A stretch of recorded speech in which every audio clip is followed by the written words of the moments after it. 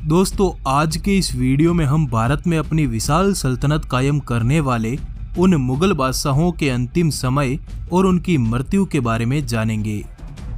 हम जानेंगे कि आखिर इतनी विशाल सेनाओं वाले इन बादशाहों को आखिर किसने और कैसे मारा। दोस्तों, इस वीडियो में हम अलाउद्दीन खिलजी से लेकर औरंगजेब, अकबर और बाबर की मौत से जुड़े राज से पर्दा उठाएंगे। साथ ही हम आपको यह भी बताएंगे कि इन मुगल सुल्तानों की कब्र आज कहां है और किस हालत में है। उम्मीद है आप इस वीडियो को लाइक जरूर करेंगे। तो चलिए शुरू करते हैं।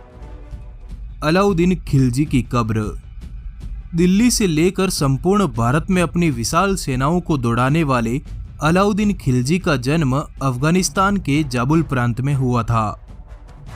बचपन में ही पिता के गुजर जाने के बाद अलाउद्दीन खिलजी के चाचा जलालुद्दीन खिलजी ने ही उसे पाल पोस कर बड़ा किया। उसके चाचा दिल्ली के सुल्तान थे। उसने अपने प्यारे भतीजे अलाउद्दीन को अपनी सेना का कमांडर भी बनाया और अपनी बेटी का निकाह भी उससे करवाया। अलाउद्दीन ने भी अपने चाचा का दिल जीतने के लिए दिल्ली के आसपास की हिंदू सल्तनतों पर भयानक धावे बोले। इन धावों से अलाउद्दीन को बेशुमार खजाना मिला। इस खजाने से उसने अपनी विशाल सेना का निर्माण किया। अपने इसी विशाल लश्कर के साथ उसने देवगिरी के यादवों के राज्यों पर चढ़ाई की। बेशक देवगिरी से अलाउद्दीन को अकूत अपार खजाना हाथ लगा। हजारों हाथी, घोड़े, हीरे, माणक और गुलामों के साथ अलाउद्दीन पुनः दिल्ली की तरफ बढ़ा। इन जीतों से अलाउद्दीन की चाह बढ़ती चली गई। अब वो दिल्ली की सत्ता पाने की फिराक में लग गया। इस सत्ता को पाने के लिए उसने अपने ही चाचा की पीठ में खंजर भोंककर उसकी सल्तनत पर कब्जा कर लिया। अलाउद्दीन ने मंगोलों की सेना को हराकर 8000 मंगोलों की गर्दनें काटकर उन गर्दनों से अपने किले का निर्माण करवाया। अलाउद्दीन को सबसे बड़ी टक्कर रणथंभौर के योद्धा हमीर देव चौहान से मिली। 4 जनवरी सन 1316 को 48 साल की उम्र में अलाउद्दीन मर गया।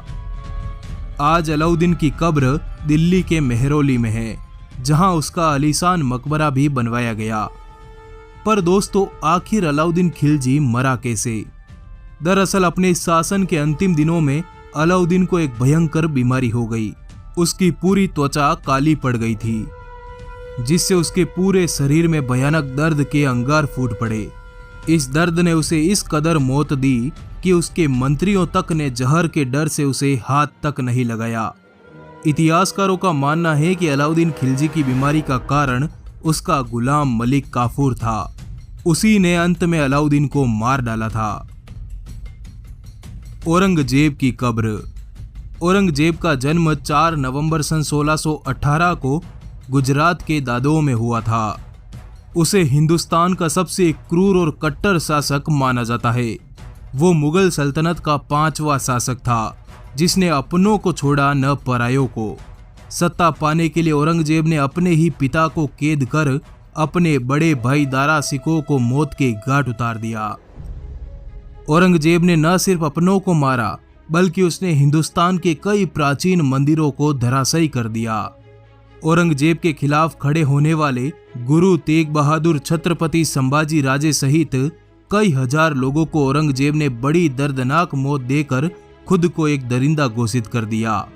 परंतु औरंगजेब की हिंदू विरोधी नीति के कारण संपूर्ण भारत में चारों ओर मुगल सल्तनत के खिलाफ कई मजबूत ताकतें खड़ी हो गई, जिन्होंने अंत में मुगल सल्तनत को पूर्णतः समाप्त कर डाला।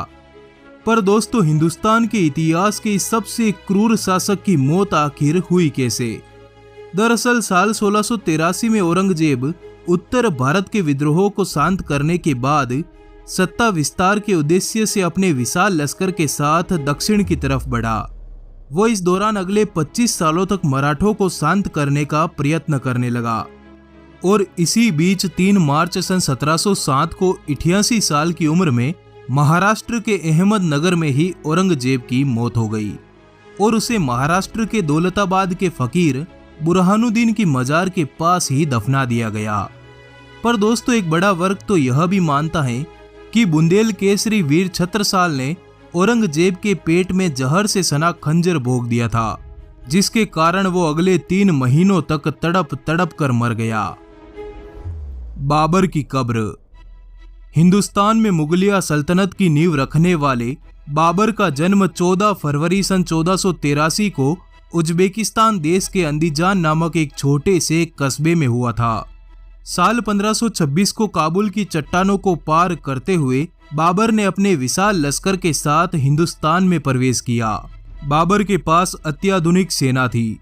बाबर की इस सेना के पास तोप और बारूद का एक बड़ा जखीरा था, जिसके दम पर बाबर ने पानीपत और खानवा के युद्धों में अपनी जीत का परचम लहराया। हिंदुस्तान में बाबर को सबसे बड़ी टक्कर राणा सांगा ने दी। खानवा के युद्ध में राणा सांगा और बाबर के बीच भयानक संग्राम लड़ा गया।